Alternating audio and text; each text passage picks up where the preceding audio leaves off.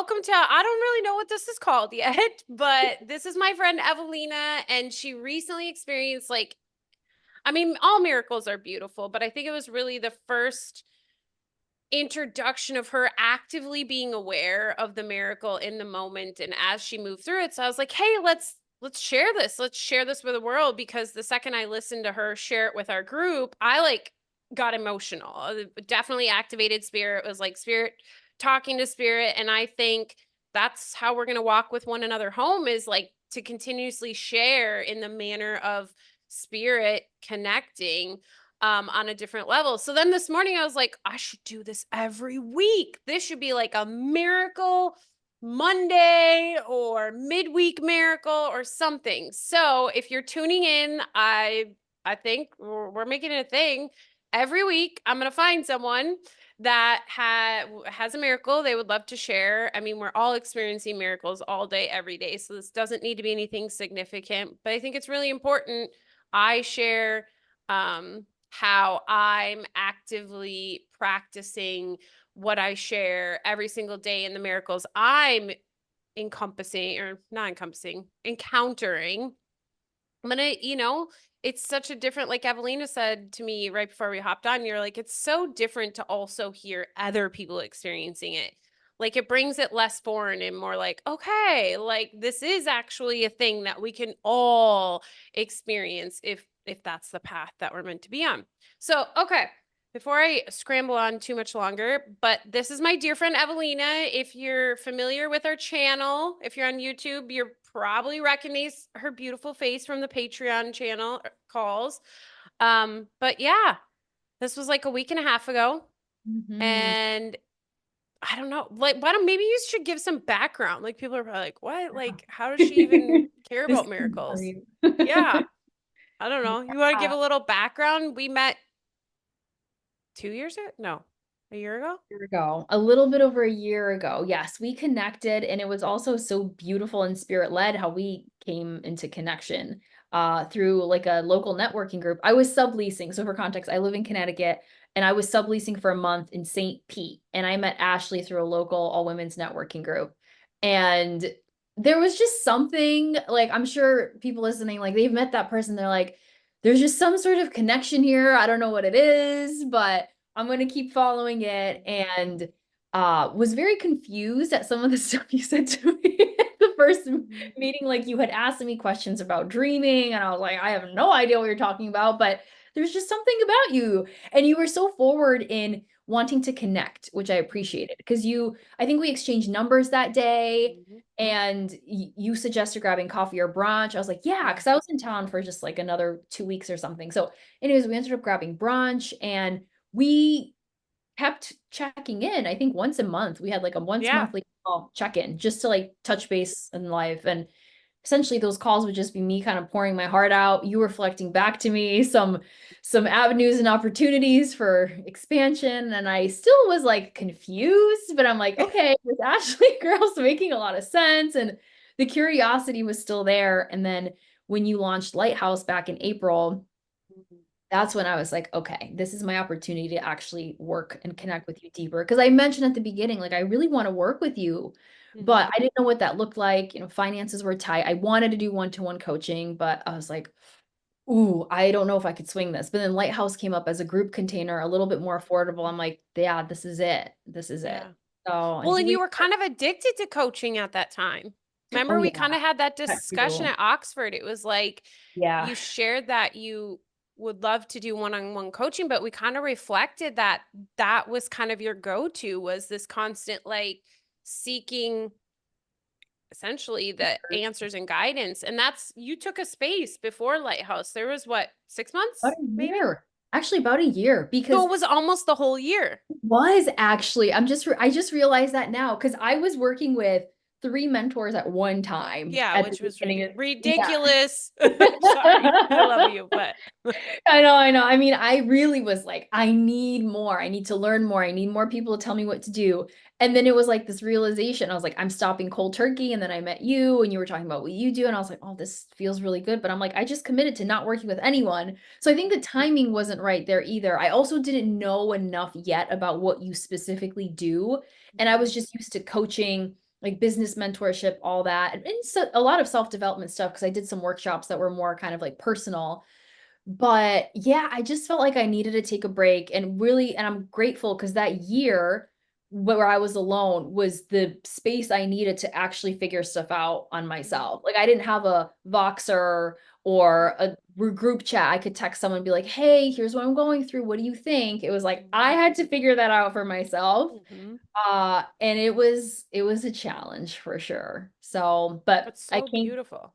yeah, and I think us meeting was like at the perfect time after I had kind of come back around the other way. Like here I am depending and getting help from other people. Here I am totally solo.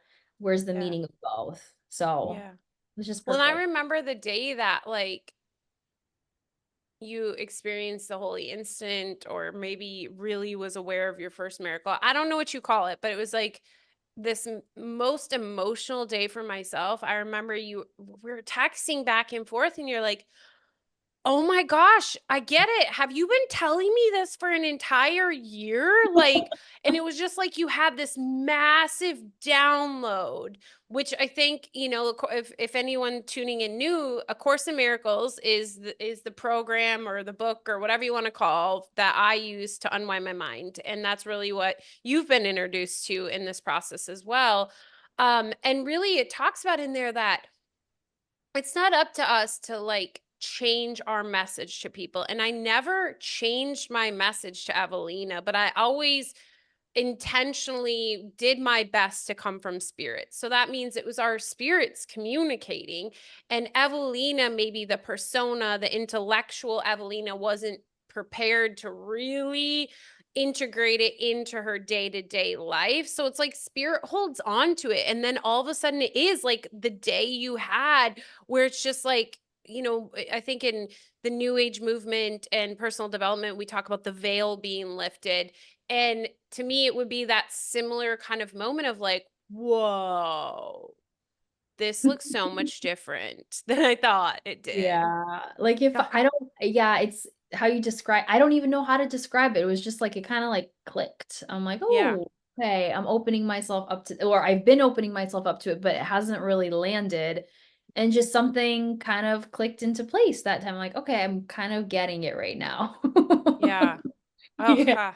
that day was just, it was like my first, and I don't want to say it this way. So I guess if we use like the terms within, what we're used to, it's like a proud mom moment. But what I really know it as is we're all one. So it was the feeling like, because there's a group of us that tend to like orbit around each other often in lifetimes, is what the course would share.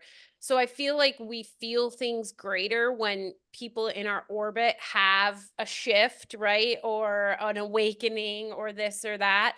And it was like that. It was like I was having my own awakening experience. I don't know how far Connecticut is from Florida, 1,000 miles. It's a lot of miles away from each other. Um, and it was just like, I don't know, it was a really beautiful feeling of oneness. And ever since then, like, then you joined Lighthouse and Evelyn is like more, more, more, more, more. You've just been like wanting more, but I feel like it's not in a manner of like seeking answers anymore, but like like removing this stuff so you can remember that you already have your answers. Yeah. Yeah. Yeah. That's actually, that is interesting that you say that because it is like even though we're working together in Lighthouse, it's a different energy of me feeling like I need to know the stuff. Mhm. Uh and it is, yeah, there hasn't been this like urgency or pressure. There has been such a deepening of trust. And I Mhm. think that's come with time and me recognizing where I was probably previously seeking out the answers, but it just feels more peaceful. And I mean, the whole topic and big part of what we've been talking about in Lighthouse as of late is ease. Like it Mhm. feels so easy and simple. And that's something that I recognize too, I haven't been allowing because I've always held on to the narrative that it has to be so hard and I have to do so much work. And it's so much of what you talk about, Ashley, of like, you don't have to go into the darkness to Mhm. like feel the light. So that's been another big thing that I've been looking at and letting go of. Like, it doesn't have to be so hard. I could allow more joy and lightness. So, and that's what I've been feeling. Like, this work doesn't feel heavy. It just feels light and playful. Like, we just had our retreat down in Florida, and that was the best retreat ever. And we colored and played cards. Oh my gosh. On the I want beach. to play Phase 10 so bad. Julie's like, go order it. And I'm like, but I don't have a person to play it with. I Patrick. know. Yeah, I don't think he'll sit there and play cards with me. But Okay. we're gonna, if anyone's tuning in, we're gonna do another episode tomorrow, actually, but it'll come out later of all three of us just debriefing about that retreat and how different it is than I think what mainstream has taught us that a retreat is meant to be. So I Mhm. love that. Mhm. Okay. Well, I feel like we should hear because it was massive, Yeah. massive, massive. Yeah. So, I guess to give a little bit of context, I'm in a relationship. I've been with my partner Lewis for five, gosh, we met in March. So it's been, yeah, about like 5 months. Um, and that has been such a beautiful journey and an experience of us coming to know each other. And again, we're always mirrors for each other, and he's been one of my biggest mirrors. But what's interesting and is related to this whole story and this miracle that unfolded was the week actually, because I look back just recently as this unfolded a week and a half ago, at the dates when I met him and what was going on in my life in this season. So for context, for deeper context, I left to travel the world. I was living in Spain for 2 months. I went to India to get my yoga training. Then I spent some time in Lisbon. So that was 4 months of me but just basically taking time for myself and finding myself after a really challenging year that I had last year.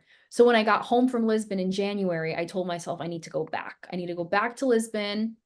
That is where my answers are. That is where I'm going to find my happiness. I want to leave Connecticut. I haven't been happy here.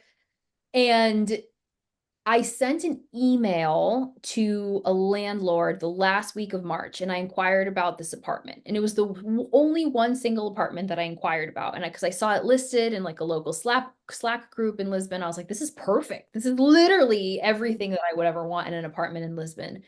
I sent the inquiry. He had emailed me back the next day saying, unfortunately, the apartment's been taken, but I'll keep you in the loop when it becomes available. I'm like, yes, perfect. Please do. And then the following day, I met my partner, Lewis, at my local gym. He just so happened to appear. Apparently, we had been going to the same gym for over a year, but I was so busy looking outside of Connecticut and I didn't see him or notice him or other people in my life in that season. And so meeting him was so beautiful and we very quickly formed this deep bond and connection. I mean, the first day we connected, it was like we were going to work out together, but we ended up sitting on the turf and just talking for an hour and a half. We're like, oh my gosh, like we have so much in common. I didn't know people in Connecticut like this were here. And what proceeded since that time was us starting to date and get to know each other. And it was the first time that I really experienced presence being here home in Connecticut. 'Cause I've been here for a little over 3 years. I lived in Boston for 10 years. I moved back during the pandemic and I thought, I'm not going to be here. Like, this is just a temporary stay. I'm going to go back. And this whole while, I've been kind of trying to find my place. Like, where do I go next? Where do I live? And I've been looking outside of home, coincidentally. And then Lewis comes in my life, and I want to be home because I like him. And there's all these feelings that are growing. And at the same time, I started feeling and finding all these other synchronicities, meeting all these people. I met another friend at my gym. I met this networking group in Connecticut. And I'm like, oh my gosh, like all this time, I feel like I had to go to St. Pete or New York or Boston or Lisbon to network and meet people. And they're here under my nose the whole time. We have people in Connecticut? People in Connecticut. So the summer ended up being beautiful. And, we have since been dating, and it's just been this beautiful, loving, unfolding relationship. But then 2 weeks ago I got an email from this landlord back that I inquired back in March from that, oh, hey, the apartment that you wanted is available now. If you want it, it's going to become available in October or November if you're still interested. And like immediately this panic was like set forth. I'm like, oh my gosh, this is something that I wanted back in March. I feel like this is my sign now. I have to go back to Lisbon. We've also been talking about this idea of ease, like things coming to you, things being in flow. And so I felt, well, this thing is literally landing in my lap. This is an opportunity for me to look at it. And so it brought up all this anxiety around, oh my gosh, I feel like I have to go back to Lisbon. And this is also coincidentally around the same time when my boyfriend brought up the idea of us potentially like living together because he has his own apartment. But when he said that, there was a little bit of panic that set in for me around like, ooh, like I don't know if I want to do that. And then Lisbon came around. I'm like, oh my gosh, this feels right. So I need to go to Lisbon. So what ended up coming from that was a deep conversation between him and I around me feeling this anxiety and me feeling this complacency and these fears that started bubbling up around me feeling like I need to go. And so we had talked about it. We kind of looked at it. There was some talk around, well, if I really want to go, he's not going to hold me back. But in that case, the relationship isn't going to work. So we talked through that, was a couple days, we let that settle. But all the while, like I couldn't fight this feeling, this like really unsettling feeling of like I have to go and I have to pursue Lisbon. And so what ended up coming from that was a really deep conversation that came about of him and I talking about me actually going and me feeling this nudge to go. And when I brought it to him, there was just a mutual understanding where he's like, okay, well, if you want to go, I'm not going to hold you back, but I can't be in this relationship if you're not here with me. And Mm. so there was this agreement of like, well, okay, I'm going to pursue what I want. He isn't willing to kind of work with me if I'm there. We didn't see any other option. It's either I go and I'm not in this relationship, or I stay and I don't pursue what I want on my heart. But what was beautiful about that was we both understood where we were. And I wasn't willing to compromise on what was right on my heart, and he wasn't either. So in a way, there wasn't any animosity. It was just this like meeting of love. And I mean, we quite literally were on the verge of breaking up. He was driving me home. I had all my cards that I gave him. He also made me take back the plant that I gave him. So I was sitting in the car, like holding my little baby plant that I gave him. And, I was about to leave. I was in front of my house, and the whole time when we were driving back, I found out later because he shared with me, like we were both praying. We were both praying, and I was praying to God, like, just like guide us, whatever's meant to be will be. But I did feel this deep moment of surrender and peace of like, you know what? If this is how it's going to be, then like I trust it. Like I trust there's a higher plan. I trust that whatever is in store from spirit is going to be even better than I'm anticipating right now. And I didn't know until later he shared that he was also praying for guidance. And at the moment where we were supposed to leave, he like something had sparked and he asked, like, well, what would it look like if you were to actually leave? And I felt like he was opening up. It's like he had this realization of like, oh, maybe I can be open to this. Mm.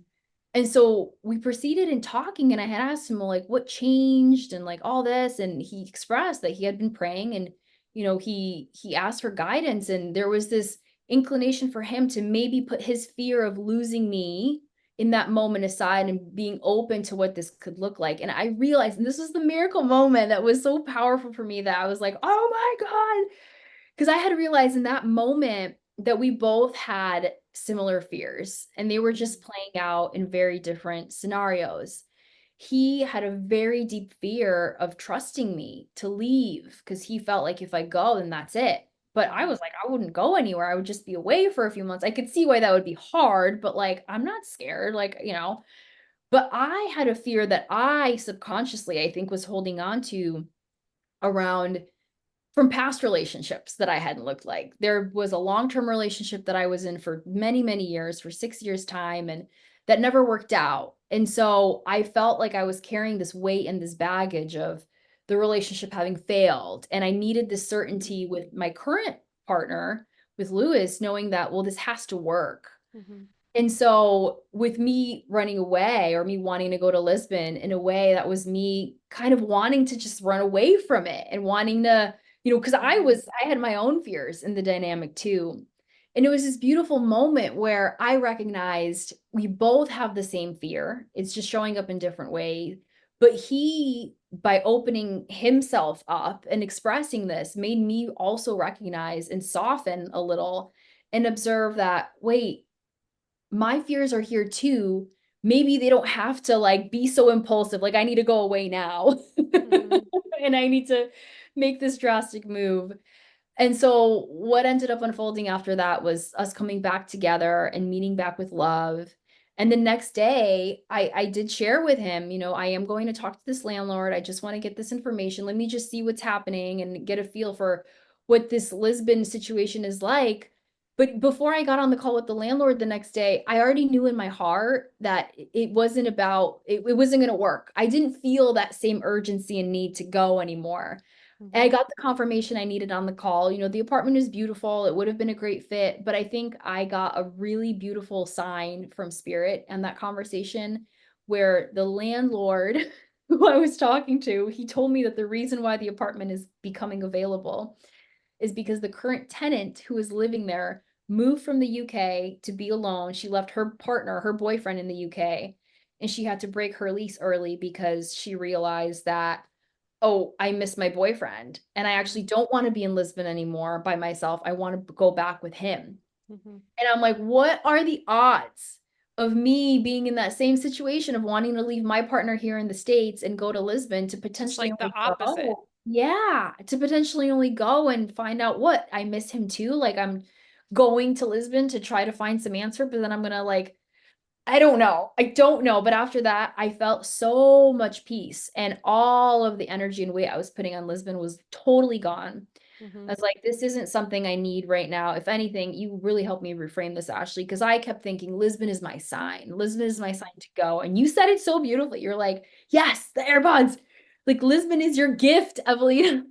Lisbon is Not your a good gift either. right. No. So Lisbon is your gift to look at what you probably have buried beneath and put to the side back in March when I was still seeking to go, and it just came back around. And I mean, it was a lot of emotion, it was a lot of energy and all the things, but it was such a beautiful surrendering and letting go Mhm. of me feeling like I need to pursue these things that again keep like I keep feeling like they're going to give me some fulfillment where I have what I need, yes, here with Lewis, but also ultimately inside of me. Mhm. And that's just been the most beautiful realization and honestly the full miracle of what Mhm. happened. So Okay, Dorothy.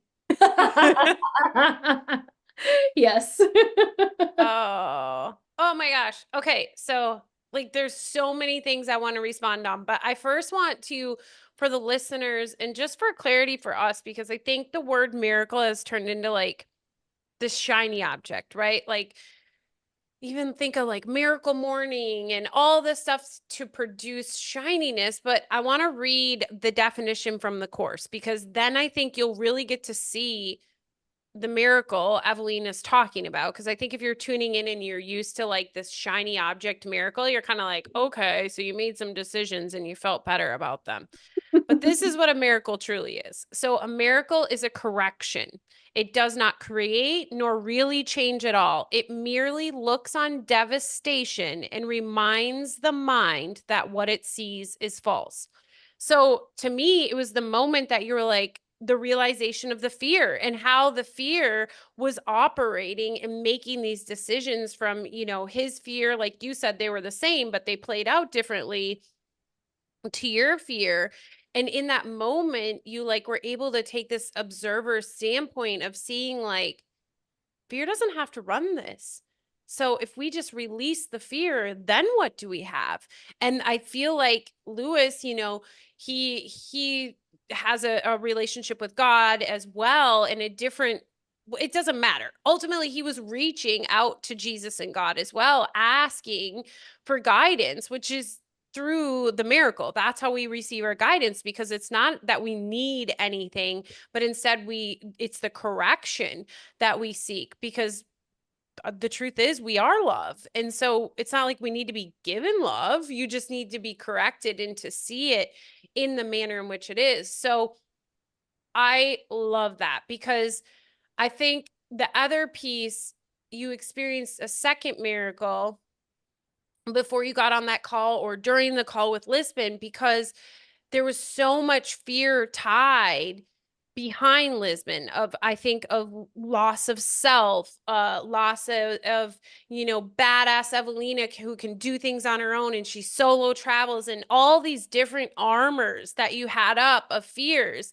But right before that, I feel like you received another miracle of correction, of seeing this, like, I don't need this armor anymore. This armor does not serve me, and really got to see it from a different perspective. And I think if you wouldn't have, you may not even have acknowledged the correlation of that woman's story and yours. You may not even have heard it. Huh. Yeah, and I didn't acknowledge it until I actually was sharing the voice note in the group. Wow. Because So when you I didn't got on realize it I fully. didn't realize, because when he was telling me about the tenant, I was like, oh, okay. But then when I was sharing, and for context, in our Lighthouse group, I basically retold the whole scenario of what happened with my near breakup and then this conversation with the landlord. I was sending a voice memo to Ashley in our group, and in my retelling of the story, when I talked about that tenant leaving, was when, oh my gosh, this is the huge sign, like a huge correlation. And that's when I felt even more peace in retelling that, because I saw that for what that was in that moment. Oh, Yeah. so beautiful. And I think the ease piece, I want to go back to that at the beginning, because we talk about this in Lighthouse all the time. We talk about the I know mind, and we talk about the concept, I think it would be called a concept of trusting and surrender with the expectation of a certain outcome, right? Like manifestation is a prime example of that. Like, I want to manifest the perfect relationship, so therefore I will surrender. Well, that's not really trust and surrender, because you have the outcome decided. And I think when Lisbon showed up, we had a Lighthouse conversation. You weren't sleeping for days because of this No. this weight from this, from Lisbon on this side. And that's where the gift came in. I was like, okay, what happened was a long time ago. Well, a year ago, not a long, or however many months ago, Several you months ago. gave Lisbon this gift, this guilt, this shame, this, all this stuff, but you disguised it as your happiness backpack, and you left it in Lisbon, and you're like, this is where happiness is, and it's going to go there. But behind it was all this shame and guilt, right? Like, you just put like a yellow cover over it. And then all of a sudden it comes back, and you now see it in a different manner, and it's like a hot potato. You're like, "Oh, this thing sucks." And so, like, originally you went to Lewis and you were like, you had expectation. I mean, not I don't think consciously, but I think when we unpacked it subconsciously, you were hopeful that he would be the deciding factor. Like, he would freak out and be like, no. And you'd be like, fine, exactly what I thought. Like, you don't want to be with me anyway. I'm going to Lisbon. And then that would have been like throwing your hot potato at Lewis, and he would have been responsible. But he threw it back at you. And he made you, like, you guys had this promise and stuff. And then you're holding it. You're like, this is really, really hot, and then you can't sleep for days. So then you're like trying to throw it away, instead of just allowing it to be seen as the piece of, like, nothing it is. It doesn't even matter. And that's what that moment was of, sitting in the car with your little plant. I just, like, if I was a person who did movies, I feel like that would be like a very emotional pivotal moment of the movie, and Yeah. there'd be like this music in the background, and everybody be weeping like, oh my gosh, she's even got the little snake plant. Like, that moment Yes. is when you saw the hot potato for what it was, which was nothing but a story you made up. And Yeah. then the hot potato didn't have to get thrown anywhere, it just dissolved, because in that moment you, like, truly surrendered. You were like, okay, if this is what it looks like, this is what it looks like. And but it was also like, simultaneously, you surrendered that way about Lisbon too, because you weren't like, okay, this means I need to go to Lisbon. It was Mhm. just like this full whatever. And then I remember you saying, I don't know if it was a conversation you and I had or whatever. At one point you were like, I don't even, like, Lisbon doesn't even feel like a thing anymore. And this is before you had your call with them. And I Mm. remember talking to my partner who, well, Patrick, everybody's familiar with Patrick, and Ewelina knows Patrick, and she gave me permission to share all this with him. So I remember him being like, yeah, she sees the truth, which none of it actually matters at the level of form, period. Mm. It doesn't matter if her Lewis stay together. It doesn't matter if she goes to Lisbon or not, because what you said, you were Dorothy. you've had the red slippers the entire time. You've had your own happiness backpack. It was all within. These things on the outside are just like, okay, yeah. And not to like downplay a relationship or Lewis or, anybody listening downplay your relationship. But the second you give something your happiness backpack, first of all, that's a lot to ask of someone, right? Like for anyone to be responsible for, like, we struggle to be responsible for our own happiness. Like, you keep your own damn backpack. I can barely do my own backpack on my own.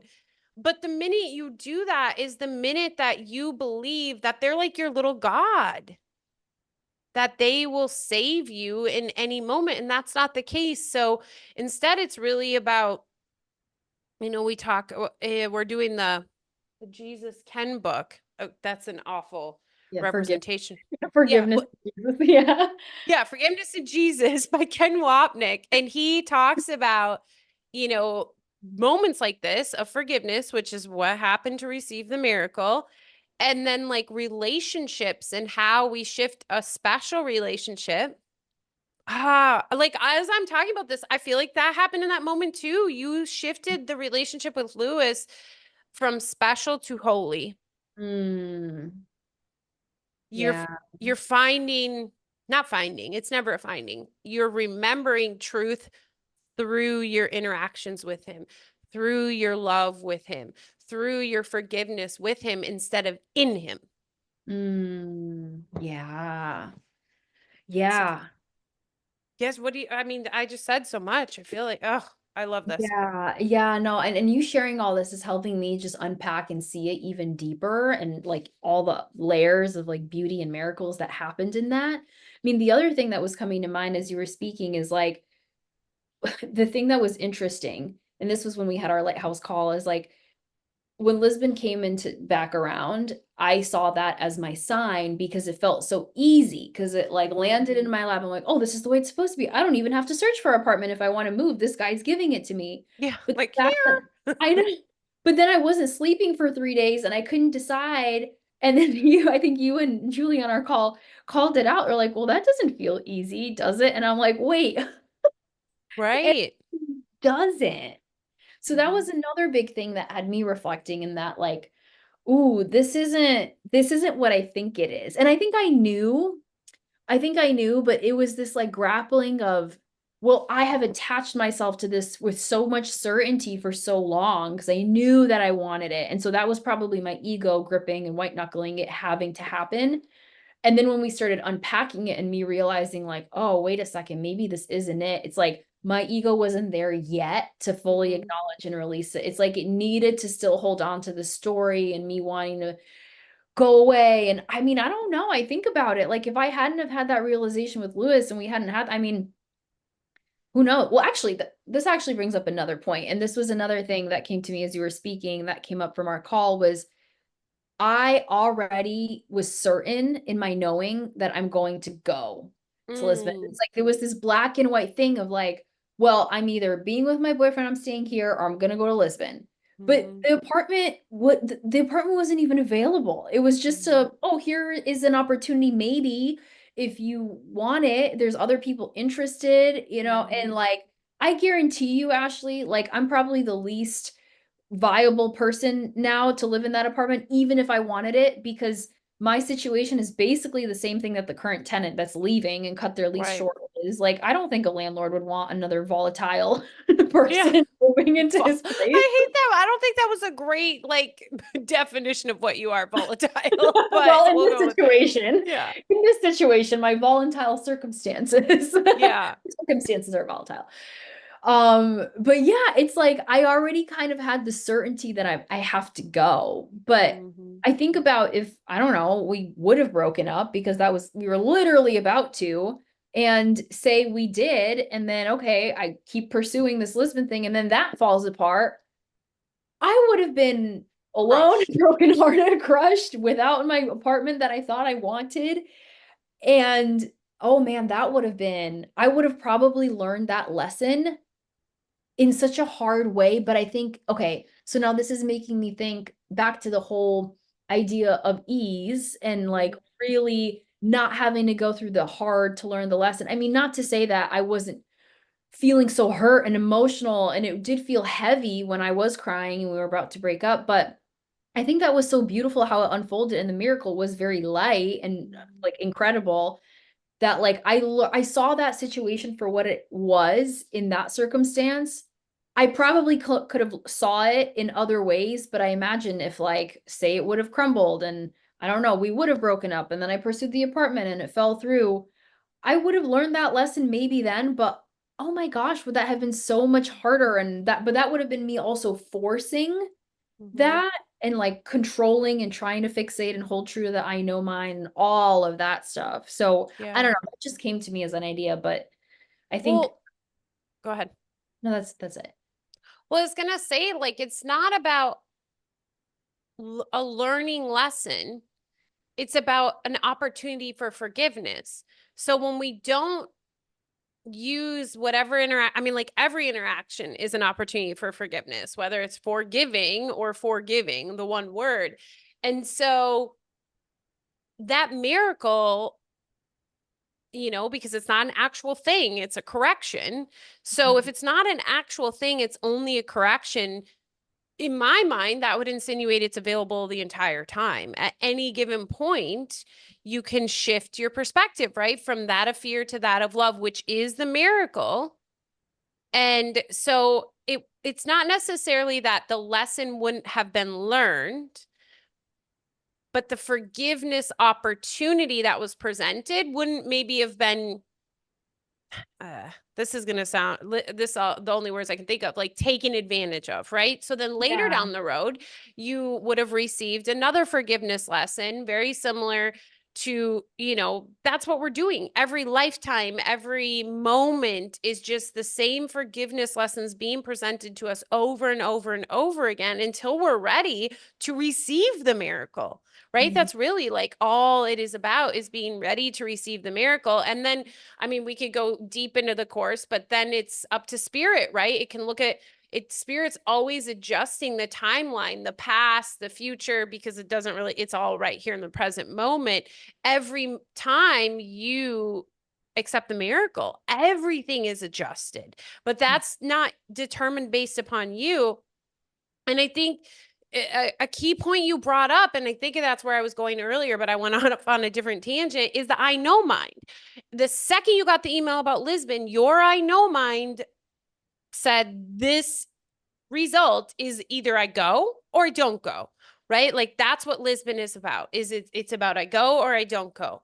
Instead of, we can now look back, and we've talked about this in Lighthouse and at the retreat and stuff, that it never was about going to Lisbon. It was Yeah. always about what the idea of that or the story allowed your iPods or air, whatever these are called, whatever AirPods, these yeah. stories to bubble to the surface if you allowed them. So it was Yeah. the forgiveness opportunity for these stories, this hot potato, to bubble up and be seen and receive correction, to see it as truth and that it is false. Oh yeah. But we do that. How often do we do that? The second, like you're in the process, we talked about this too, and you're always like, or not, because it's hard. But and it was hard. I did this with Lighthouse too, because that was like a whole other ball game of my I know mine being like, oh, okay, I'm creating this group. I need this many people. It's going to start on this day. This many people are going to be there, blah, blah, blah. That's still your I know mine, because maybe it's just the thought of creating the group and whatever goes about in that, and the group never actually happens. Hmm. So it's Yeah. like we have to, like, true trust and surrender is like the power of now. Eckhart Tolle's book is absolutely beautiful. The only thing that I see is like, I never realized, like, it's not a magic trick to be used only on occasion to get what I want, but instead a way of living every single day. And when you live the power of now, you're not trying to get anything, because all you have is right now, Yeah. Yeah. right? Yeah, and like I relate so much to what you're sharing about the lighthouse and the knowing because I'm in a season right now where I'm rolling out new programs and services and offerings for my business and group programs. That's something too. And so it's been such a beautiful reminder for me of letting go and releasing some sort of outcome or expectation and trusting that it's going to unfold exactly the way that it's meant to, or it might be better than I'm anticipating and I'm not seeing. It may not happen at all, but that is the whole purpose. Like I trust that that was exactly what was supposed to happen. And that's been beautiful because it's helped me take so much pressure off of myself.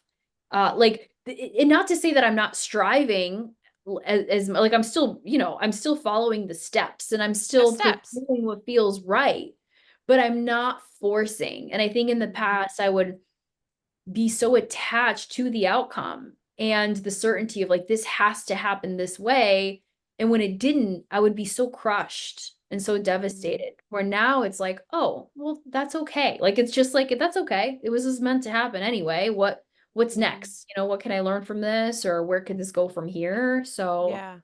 Well, yeah. and I mean, to like pull this concept back into the miracle and where you and Lewis are going now, I feel like you recently had an interaction with some people that you were sharing how beautiful your relationship is with Lewis, and their response back was like, is he the one, or whatever. And in that moment, you were like, doesn't matter. Like, that's not my focus. My focus is in the moment.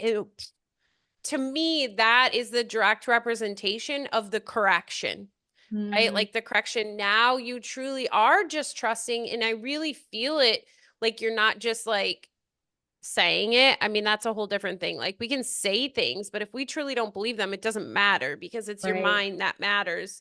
Um, but like to really have that and live that, but then other people that don't live that and have that, you get this like polarizing response. Yeah, and that was something, so like another, I think, little miracle that unfolded in just the last couple of days here was what you're speaking to. Was I was at dinner, it was a belated birthday dinner with some really close friends, and I had expressed that because one of them had asked me, like, looking for that certainty, or like asking for that certainty from me, like, do you feel like he's your person, like he's this one and only, the final one? Because I think, and I realize this has been something I've been sitting with too, around how much pressure and weight we put on us as a society of like Mm, finding that soulmate, that like one person that completes you. And I think I've been wary of that myself because in my past relationships, I felt that. And then when it crumbled, I was so heartbroken. I think there's also so much pressure for me in my life because I have a very big traditional Polish family here. And so like my grandma's always asking me, when are you going to have kids? I'm 32 for context. So like I'm way past my prime. Like the fact that I'm not married, the fact that I don't have children yet, like I feel like I've just like, I don't know, failed. you failed, basically. Yes. So there is this pressure that I always feel from my context around like following timeline. And two close friends in my life are following the timeline. Not to say that there's anything wrong or but they're following that timeline. And so when I responded to that question and I said, like, I've let go of that. And I've actually talked with Lewis about that and how we're not going to talk about the future. And we're not going to, because if we think about the present is just here. There's no past or future. Right. But and when I had the conversation with him, he also had a hard time wrapping his mind around it, Mhm. around like, well, if we're not focused on a goal, if we're not committed to like focusing on what's going to happen, then like how is that going to work? And it's like, Mhm. because if there's no goal, if there's no target, then like, and I still truthfully, I'm kind of having a hard time too, a little bit in some ways, thinking like, well, I'd love to get married to him. I'd love to start a family with him. But like, I guess what's the balance of keeping that intention, but Mhm. also not attaching to it, knowing that like this has to happen kind of a thing. Mhm. And that was essentially what I was trying to articulate and reflect back to my friends because they had a similar reaction. With like, well, so are you in this relationship or are you just taking it one day at a time? I'm like, I am taking it one day at a time, but I'm also committed. Like, there's not like, it's not like Mhm. I'm wishy-washy. Like I'm in it, but Mhm. I'm not also pouring all myself and feeling like this has to Mhm. work and he's my one and only, like that energy.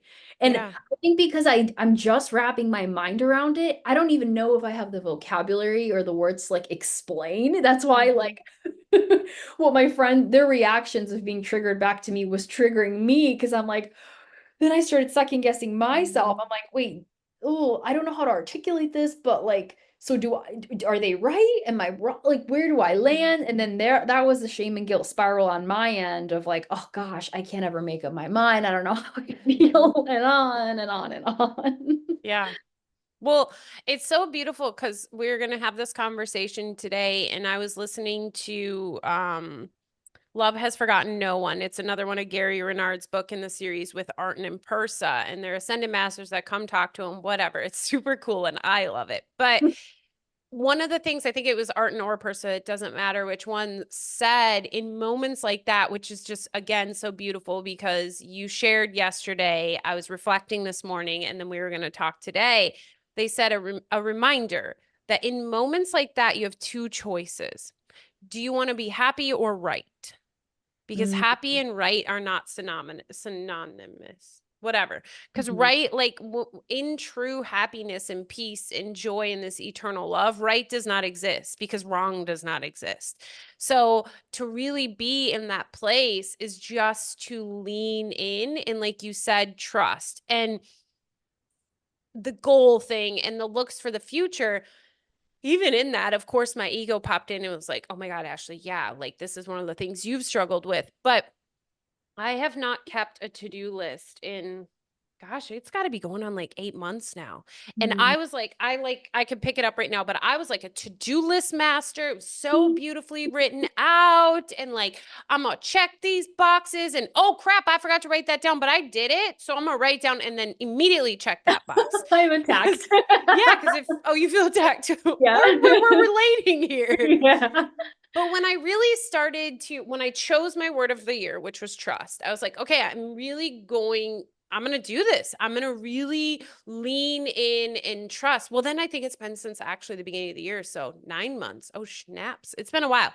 But it was one of those concepts that it's really hard for us to intellectualize because our brain is made to use the past to figure out the present, future, issues, right? The brain is a problem solving system. And so this really comes from the mind. I will tell you, I have not forgot anything that mattered because it doesn't matter. Like, so if there's things I have forgotten and did not do, I have no clue because it just was. And everything always ends up happening. Even right now in this move that we have coming, there's a lot of, or move, I don't know what you call it. This, like, we don't even know yet. This leaning into inspiration. And right now, that leaning in is like we're selling everything and we have no place to live after October 20th. That's our leaning in.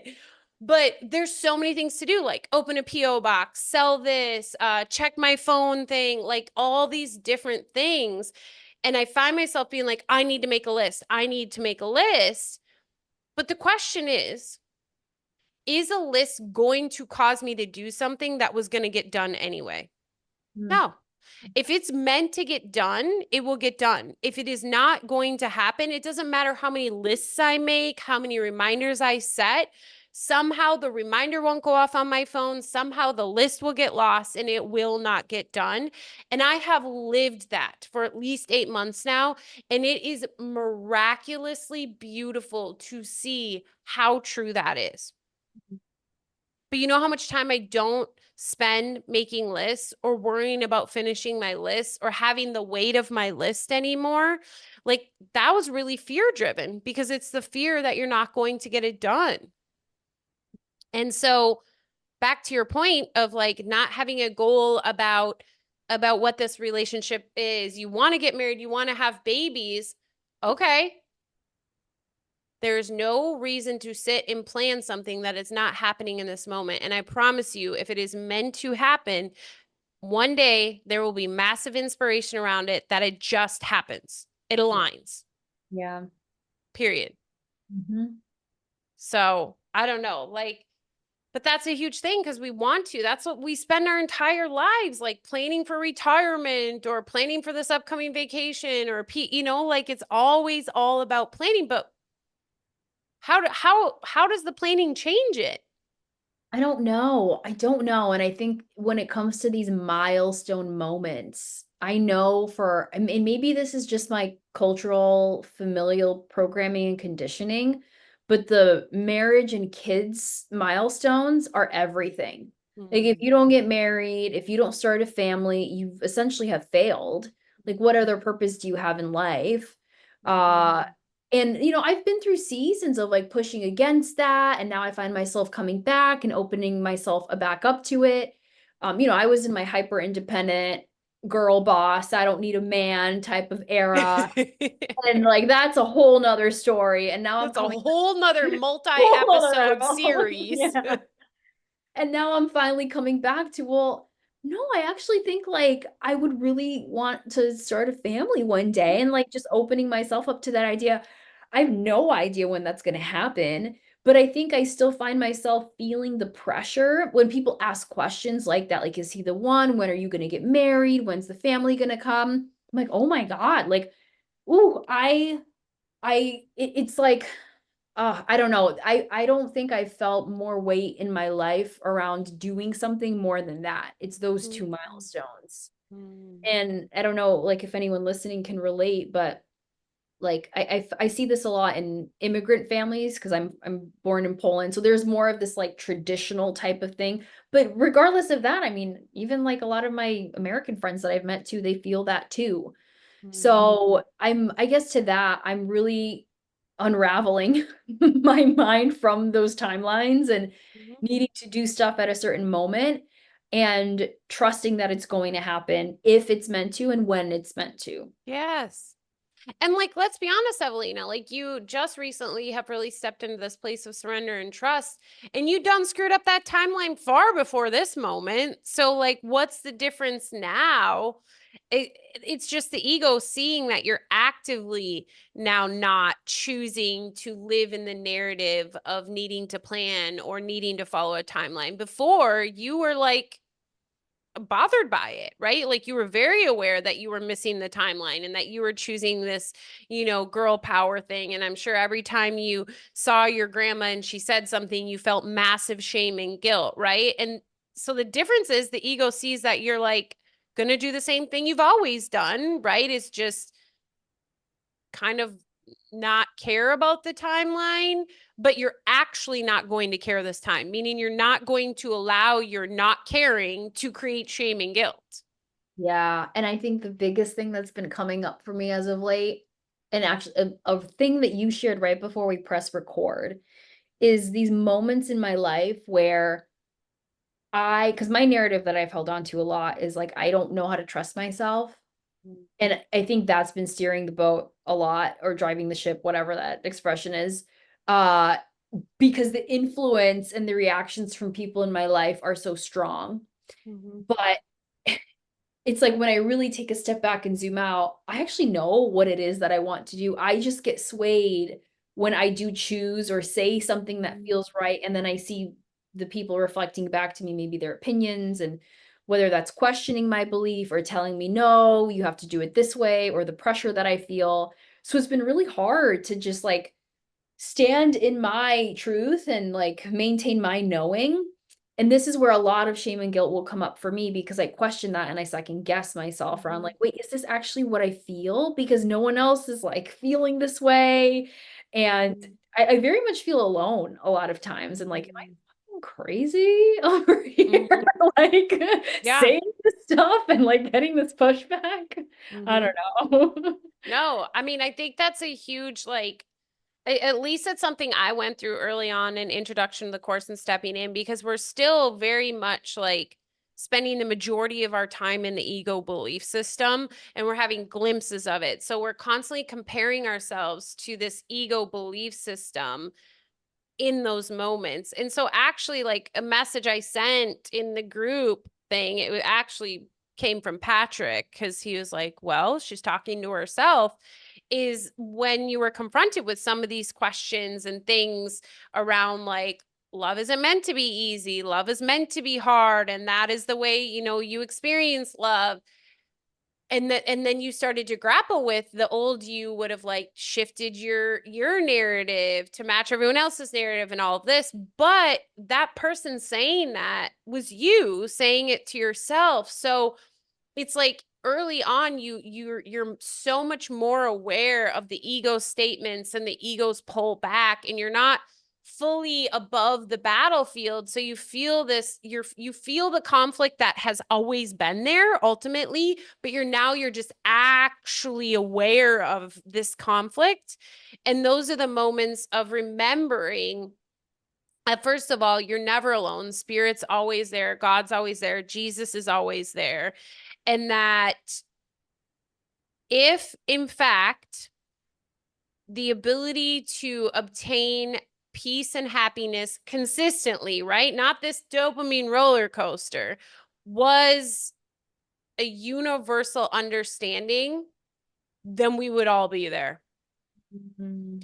So like when people come to me and they're like, yeah, but I share and nobody else is doing it this way and and I'm like, okay, that's that's fine. Have you tried the way everybody else has done it?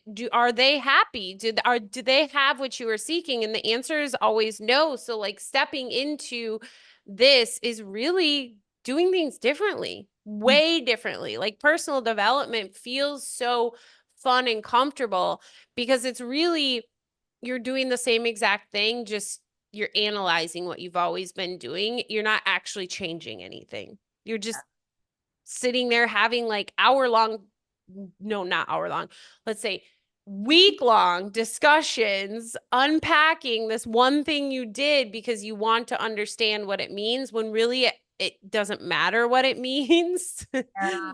What matters is that you let it go. You let spirit take it from you. So, mm, oh my gosh. So, okay, quick, like, do you have a different feeling in your interactions with Lewis now? Like, tell me if you're understanding what I'm saying. Like, is your relationship, like, do you feel more open? Do you feel more connected? Do you feel less reliant? Like, any of those things? Is there anything new? All of that, actually. Like, it's been so beautiful to witness how I don't know, there's just been this feeling of peace that's Mhm. landed. Because what came up in that miracle moment a week and a half ago in our near breakup incident was acknowledging all the fear. And if I look back from the moment that we met, I that fear came online. Mhm. And I even told him, like, the day that we met, I was like, "Well, I just put in an inquiry for an apartment in Lisbon." And, like, I Yeah. just like, it was because it was at the same time. It was, like, that Mhm. week. And I felt like, "Okay, well, I'm still gonna pursue this and blah, blah, blah." And then I kinda forgot about it because we started, talking more and falling deeper in love and all the things. But all the while, there was still a little bit of that fear that I felt. It was so quiet. It was just, like, buried deep, deep beneath, but it was fear from past relationships not having worked out, again, me failing, not following this timeline, um, and, like, bringing all of that to the light, and just acknowledging it and releasing it in that moment. It's like, I don't know, I just feel so much this lightness, and I've never felt more closer, I've never felt more present, I've never felt more open and grounded. And we were just spending some time together yesterday, and talking deeper about some of the frustrations and triggers that I was Mhm. feeling after this conversation with my friends a couple days ago. And it was just so beautiful. I didn't want to, I just felt so close and I didn't want to leave him. Mhm. So it's been, yeah, I don't know. It's just been really lovely and peaceful. So I Mhm. definitely feel a deepening of my love and my trust in everything, while also just being conscious too of the, like, he is this person in my life that's come in so beautifully to expand me and to I mean, really the forgiveness that we always talk about. And Mhm. it's so beautiful. And I'm opening myself up to deeper love and all of those things. And and I'm excited about that. And I'm continuing to just be open to more lessons for deepening that. Mhm. And gosh, I don't know. And I'm kind of going on and on, but it's just been really good.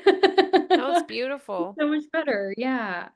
I think the underlying piece that I love in there so much is that you're able to see that it isn't Lewis, but it's your shift in the perspective and really seeing the Christ light in him, spirit in him, the mirror of yourself. I mean, he's a beautiful witness to the unwinding your mind has already done.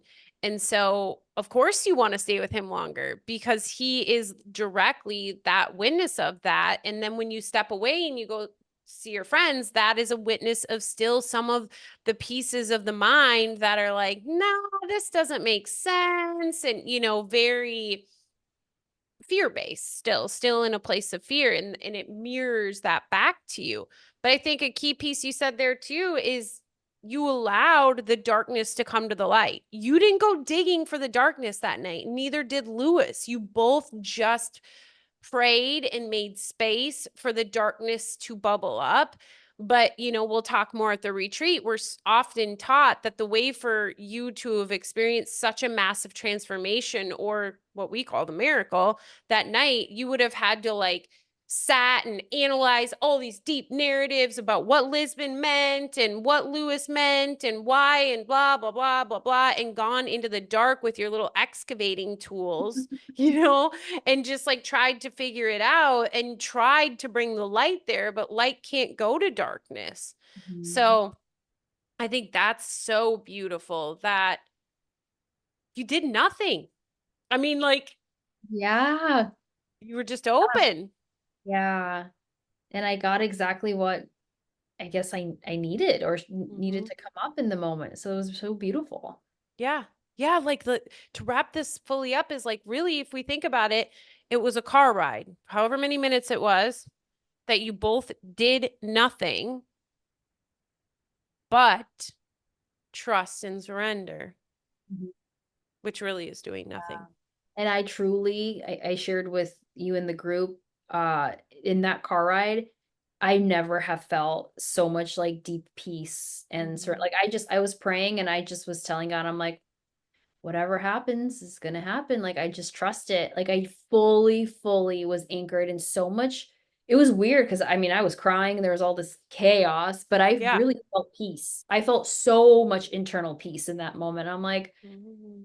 it is what it is. I trust what's gonna happen is gonna be okay. And it was. So yeah. Mm. Mm. That's what being is you found the being in the midst of the chaos. And so beautiful. Well, do you have any last minute shares you'd like to share with any of the listeners? I know this will not be your last time on whatever this is we've created Yeah, today. I know. We don't Beginning of know. some of who knows, because we're gonna see how this unfolds too. Yeah. Um, yeah, I mean, I just think the biggest thing, I mean, honestly, Ashley, like from us connecting first, I think it's just been staying curious. And I know that's so much of what you say and like one of your, I guess, like preachings and philosophies of like just being open and curious. I think if it wasn't for that, I wouldn't be here. I mean, I wouldn't have, been in Lighthouse and done that. So I think the curiosity and the openness has been massive and just always, yeah, I know. I've really been sitting with something that my dear friend shared with me. We met for coffee the week. This was coincidentally like an hour before we got on the Lighthouse call the week and a half ago, which was the same day Lewis and I had that massive interaction and almost broke up. But it was this reminder of just like always following the steps. Like if something is presented to you, I mean, even with Lisbon, even though like now I recognize that wouldn't have been the actual action to take of moving, but I followed the steps to get me to ultimately finding the miracle, recognizing that. Mm-hmm. And Yeah. so whether it was following the steps to continue to get to know you and learn more about Lighthouse, because then eventually that led me to my aha moment before Lighthouse started of like things finally landing for me and me understanding like, oh, this is what this has been about the last year of us talking, Yeah. or me following the steps. Even with Lewis, like I think about when he came into my life, I resisted that because I was like, well, you're not Mm-hmm. part of my plan. I plan to move. I'm leaving the country. But it felt good. I was like, I have no reason to leave. So I kept Mm-hmm. following the steps with him. And then, Lisbon came up and I followed those steps. And so I think with the openness and curiosity, like remembering that, and even though, again, like I was basically about to end my relationship, but there was following the nudge on my heart and like staying true to that, Mm-hmm. well, even if he wasn't in agreement to that, I knew I needed to follow those steps for myself. Mm-hmm. And that unwavering conviction on me Mm-hmm. was ultimately what led us here, which is like us now being the closest ever and having worked through that for the both of us and all of that. So I guess that's just, yeah, this is the thing that's on my heart that maybe is the The last thing that I could steps. share. So I yeah. love that. Follow the steps because it's you never know where they'll lead, like you said, Mhm. and it's not always it doesn't always seem the most comfortable at moments when you're viewing it through the ego, but the second you flip it, you can see how beautiful actually every moment is. And that's the miracle. And that's what we're here to share. I mean, this reminds me when I was younger, I loved reading like, was it Chicken Soup for the Soul? And, all these books where people shared these miraculous moments of just beauty that has been exposed. So I thank you so much, my dear friend, for coming on and sharing such a beautiful and just vulnerable piece. I think that especially close relationships, the last thing we want to talk about is moments where we almost ended it, right? Because then we feel like, oh, if we put that into the universe, it will happen again. That's what we're really taught right now. But the reality is if we're not willing to share from spirit, then we're not willing to be in spirit, I feel like. So I'm so grateful for you. Anybody tuning in, please share below. How did Evelina's story impact you? Are you in a similar situation? Have you experienced something like this and now you're like, oh, that was a miracle, right? Like they're in your life every single moment. It's just, are you open to receiving them? And that's really what I believe the course has done for me, is helped me to unwind my mind to be able to receive it. And, I hope Mhm. that's the same for everyone else. But so much love, my dear friend. Thank you. Thank you. Thank you.